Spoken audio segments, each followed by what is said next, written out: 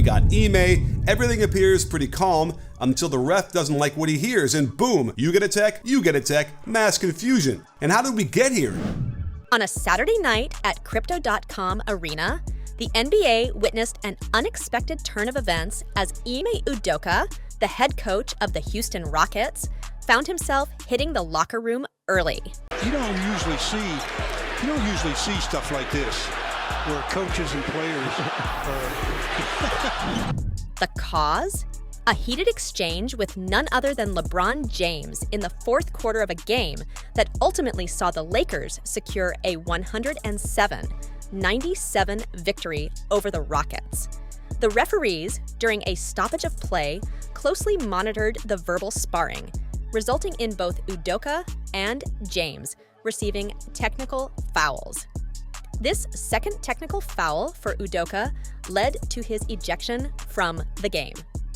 When pressed by reporters about the content of their spat, LeBron James opted for a lighthearted response, revealing that the discussion revolved around their shared enjoyment of Thanksgiving. Speaking of tax, what were you and Ime talking about? Thanksgiving. How much we enjoyed Thanksgiving. Looked very friendly. Yeah, it was. I've gotten a tech this year for dunking the ball, for trying to take a charge, and for talking to him. Yeah, it's a wild season. It's a wild season. On the other hand, Udoka, choosing to remain tight-lipped, mentioned only that officials were not pleased with what they heard during their conversation. In a subtle jab at the Lakers, Udoka expressed disappointment in how the Rockets were punked by a team not traditionally known for its physicality. We had some conversation and they didn't like what they heard, the refs. Was the conversation with the officials, with JT, or was it LeBron and you? Me and the player, yes. In the second quarter, things got so out of hand, the last 7 minutes. What led to such a collapse? Missed assignments, turnovers. Like to your point, we had a great first quarter and obviously 14-35 in that quarter, but we didn't score, but it was still, three-point game, 5-point game, and then, multiple turnovers and missed assignments on defense. I didn't love our physicality, and especially in that quarter, but, we had our chances to get back into it even in the second half, and the same thing happened there. Turnovers and poor shot selection and missed assignments, and every time we got to 8 single digits, ballooned back to 14, and we were kind of going back and forth all night. What was Anthony Davis doing that was making it tricky for Alfred and others? Defensively? Yeah, or offensively. Offensively, he's playing in the pocket pretty well, scoring well, but like I said, I don't love our physicality on him. Others just, we have to gang rebound is something that we got better at, and Alfie does his job. Other guys have to come help, but the one-on-one in the post and some of those actions, we want to guard straight up, and to kind of get punked by a team that's not known for physicality or punking people is not a good sign. We, though, know exactly what went down between the two, and it was nasty.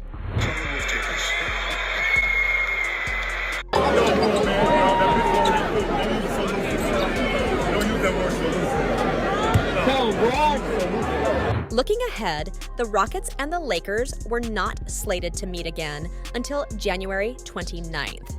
Interestingly, just over 2 weeks before this matchup, Ime Udoka would make a return to TD Garden, marking his first appearance since departing from the Boston Celtics. Some have speculated, though, that LeBron could have done it on purpose. Are you wondering if this beef goes back any farther than last night?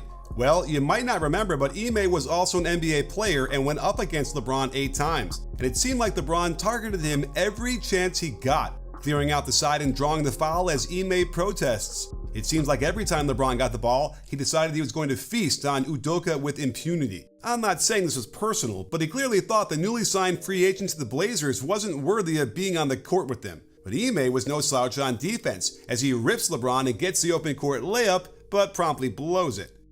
Udoka then hopples LeBron as he makes sure there's a body on him while he's trying to cut through. And I'm sure he was trying to stick around and make a name for himself as a tough-minded defender. So here he is picking up LeBron full court, being physical, but watch LeBron calmly bring him all the way to the other side of the court, patiently wait for the inside ball screen, get both feet in the lane, and then spin right by him for the easy lefty layup. Udoka might have thought he got LeBron on this pass and cut, but LeBron just blocks it off the backboard. But Ime never gave up, stealing it back and earning an assist. Maybe LeBron remembered some of the physicality, as Udoka trips him in the lane a little bit, then takes him to the ground on the duck-in move and stepping over him for good measure. Or he was just mad that Udoka stole his pass on the break so easily. It was fascinating to find so many clips of LeBron just cold going at Ime so often, considering how few games they actually played against each other. And LeBron wasn't wrong for doing so. He clearly had a size and speed advantage and the role on his team where he could call for a spread floor and just go to work on a variety of mostly perimeter shots.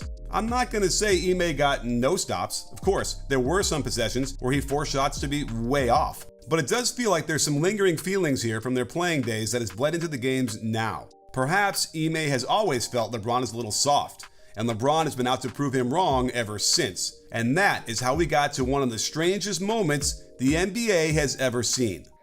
This recent incident adds another intriguing chapter to LeBron James's history of on-court feuds. A noteworthy past clash involved Rockets forward Dillon Brooks during the 2023 NBA playoffs. Brooks, known for his competitive edge, attempted to engage in trash talk with LeBron before their playoff series. 66-52, 16 for James, and a timeout called by Memphis. And some words exchanged with Brooks walking the other way. LeBron James had something to say. Well, he said, take all two of these right here for talking a lot. Then he said, I'm going to give you some more, and it's going to be fun to watch. Only to find out the hard way that challenging the king comes with consequences. Despite Brooks's efforts, LeBron showcased his prowess by averaging impressive stats, leading the Lakers to victory in 6 games. The LeBron versus Brooks rivalry didn't have its origins in the playoffs, but rather traced back to January 2021. LeBron's too small taunt during a game set the stage for future confrontations. And then makes a terrific defensive play on this. And you see, this is fantastic defense. You can't play it any better. He has a fadeaway 17-foot. Fast forward to January 2023, and Brooks escalated the tension by calling out LeBron following an incident with Shannon Sharpe. Brooks' remarks about LeBron's age and skills added fuel to the fire, resulting in a series of intense moments during the playoffs. I said, finally you want to talk. And then we started getting into a, conversation. And I just let him know that, you can't take me one-on-one. You haven't.